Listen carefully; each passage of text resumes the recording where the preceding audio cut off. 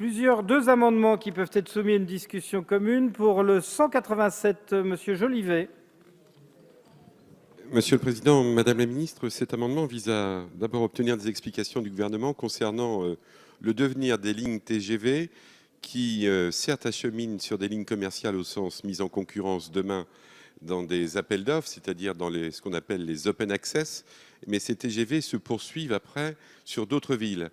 Et comme mon collègue s'était perdu vers Nice, moi je voudrais essayer de ne pas me perdre. Entre Paris et Nantes, c'est une ligne commerciale, demain avec un appel d'offres, sauf que derrière Nantes, ce même TGV achemine le Croisic et Pouliguen.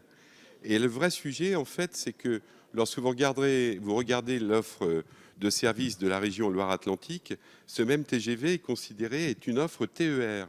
Or, la région Loire-Atlantique ne finance pas cette partie-là du TGV, puisque c'est une péréquation qui se fait une péréquation qui se fait sur l'ensemble de la ligne Paris-Pouliguen.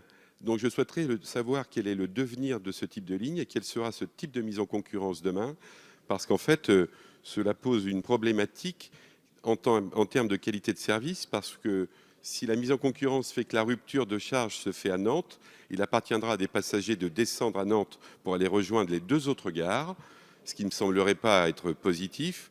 Ou encore, ce serait de dire qu'il faudrait être capable de faire un appel d'offres sur un Paris-Pouliguen. Or, il semblerait que l'article 2221-25 du Code des transports ne vous permette pas de le faire aujourd'hui. Voilà, je souhaiterais avoir ces explications. Merci, cher collègue.